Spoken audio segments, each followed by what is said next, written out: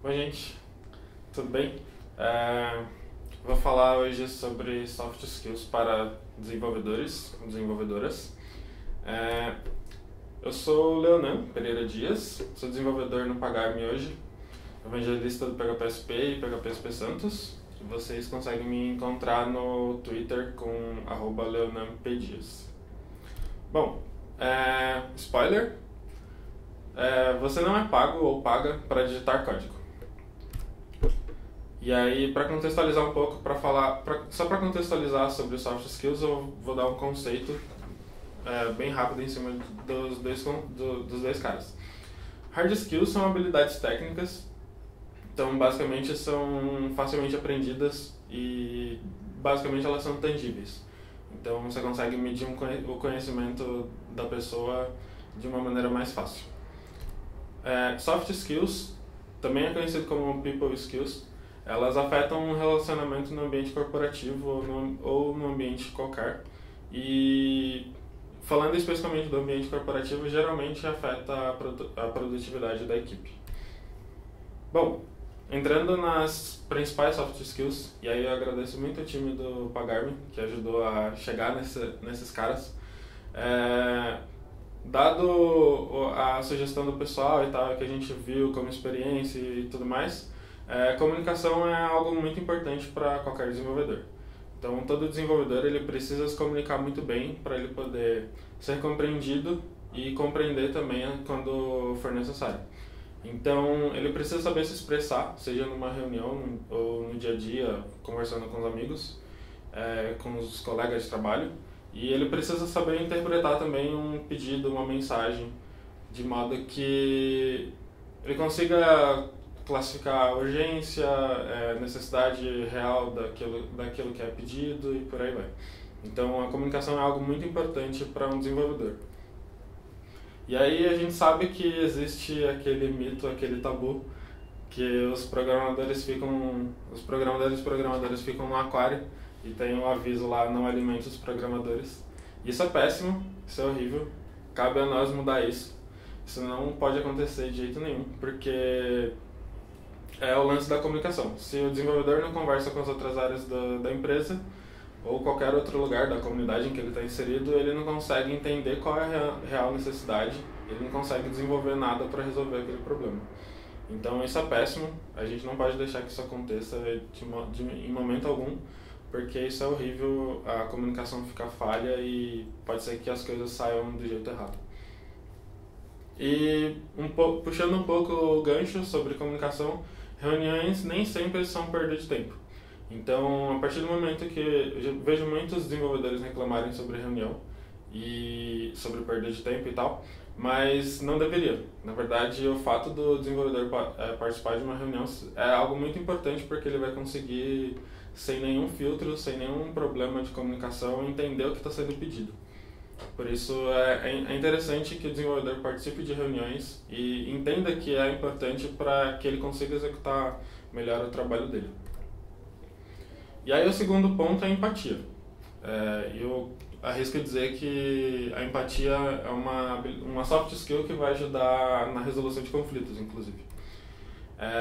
Eu achei essa imagem na internet e eu acho que faz todo sentido. Tem muito a ver com uma talk sobre feedback que o Ricardo Ledo deu. Então, a partir do momento em que você junta os dois lados, você consegue uma intersecção e chegar num consenso, dado um conflito ou alguma situação qualquer. Então, é uma tarefa difícil, precisa se tornar um hábito, mas tem todo o valor. É muito interessante que as pessoas pratiquem isso, deveria ser um exercício diário, deveria fazer parte da rotina de todo mundo. E aí, principalmente porque nem tudo acontece como a gente gostaria, então tem muito team play, é algo interessante porque o pessoal com empatia começa a trabalhar em conjunto de uma maneira mais natural. E aí, trabalho em equipe, o team play vem na sequência. É algo interessante, porque, e aí é um provérbio africano, se não me engano: se você quiser ir rápido, vá sozinho; se quiser ir longe, vá acompanhado. Então tem tudo a ver sobre team play, sobre trabalho em equipe, porque é possível colher o melhor de cada uma das ideias. Então, quando você tem um grupo trabalhando em conjunto, você consegue colher o que é melhor para dado uma situação. Você consegue propiciar um ambiente onde a troca de conhecimento e o crescimento dos envolvidos acontece de uma maneira bacana. E no fim, todos saem ganhando. Empresas, os indivíduos envolvidos em um determinado contexto, então é bacana. Resiliência. Resiliência, no mundo da física, é a propriedade que alguns corpos apresentam de retornar à forma original após terem sido submetidos a uma deformação elástica. Isso falando de física. No dia a dia, onde a gente está acostumado no dia a dia dentro do trabalho, então é uma capacidade de lidar com problemas, superar obstáculos, reagir a uma situação de estresse. Então é algo muito importante porque às vezes é necessário entregar alguma coisa dentro de um prazo ou algo do tipo. Então lidar com essas situações é muito interessante porque se você fica estressado demais dado uma situação, você não vai ter o mesmo desempenho. Então resiliência é algo muito importante, uma soft skill muito importante. E aí o quinto item é um desenvolvedor ele precisa ser um solucionador de problemas. E na verdade esse deveria ser o nosso papel. Então, se você é desenvolvedor não enxerga isso, deveria enxergar. Solucionar problemas faz parte do nosso papel e tem muito a ver com juntar ideias e desenvolver algo no final. Então, essa imagem acho que exemplifica bem o nosso papel.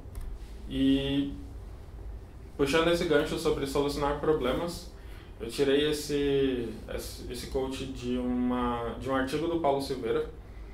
E na verdade é uma tradução desse cara que eu não vou arriscar falar o nome, mas basicamente as pessoas te contratam porque elas precisam resolver problemas específicos do business delas, seja numa app ou outra coisa, não para escrever somente um código. Entregar resultados é o que importa.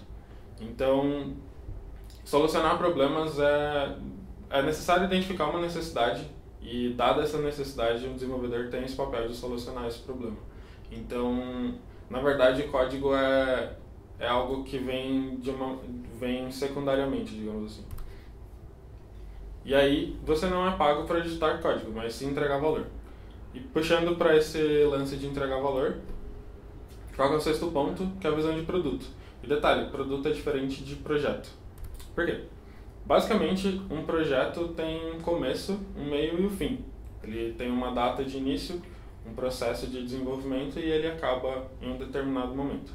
Um produto não tem uma data de validade, ele evolui enquanto ele tiver relevância.